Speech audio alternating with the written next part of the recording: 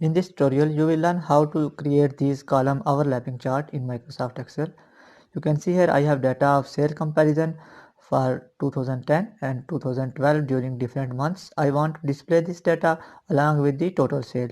So these are the bar graphs which represent the sale in 2010 and 2011, and these larger bar represent the total sale in 2 years. This is the sum of total, and I have made a separate column. You can see here this is the total of sale in 2010 and 2011 in that month. So let's learn how to generate this graph. You can use this graph for a variety of purpose. You can show target here, this bar, and the actual achieved target using these smaller bars. So let's learn how to create this graph. This is the separate sheet. I have pasted the data from previous one. To generate this graph, select this data,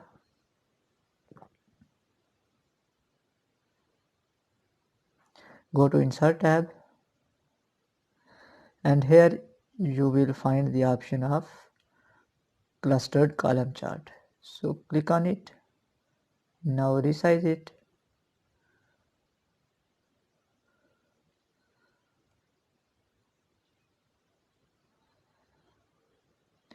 Click on chart title, put equal sign in formula bar, and select chart title this cell. Click enter and adjust its format.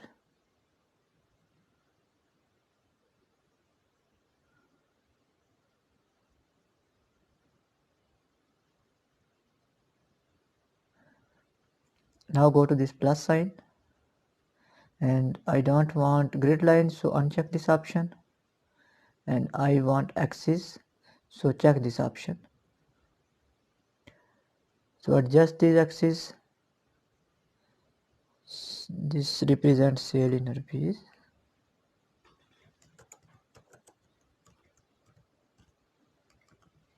Press enter and adjust its font size.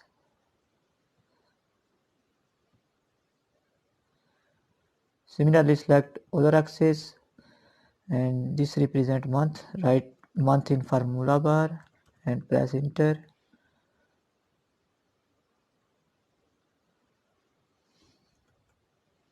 MONTH.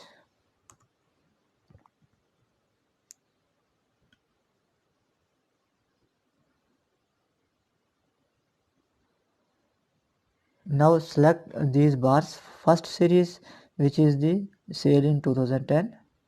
You can see here all bars are selected which represent the sale in 2010. Right click, go to format data series, and in series option select secondary axis.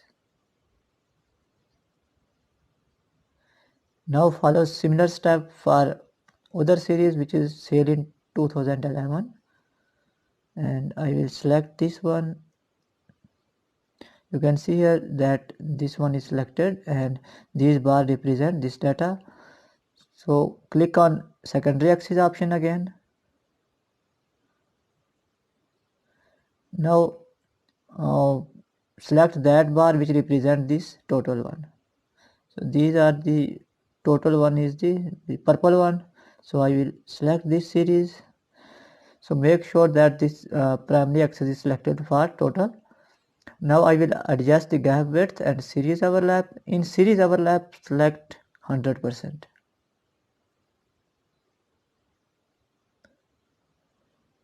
And gap width change to 25%. You can change from here. You can manually change it by directly writing here.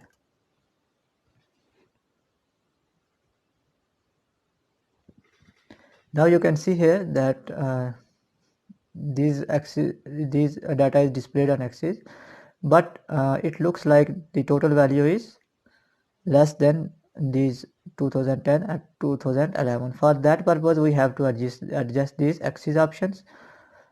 Firstly, format these axes.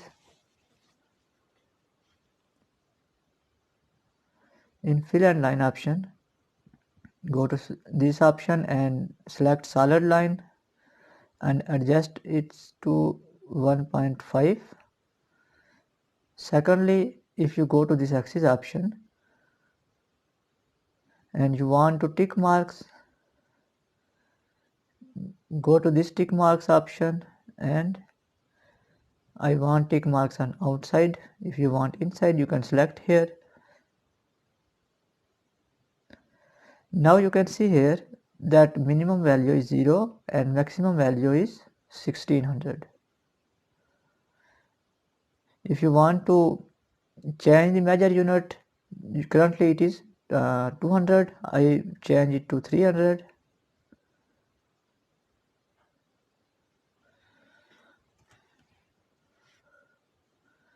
And adjust its font size.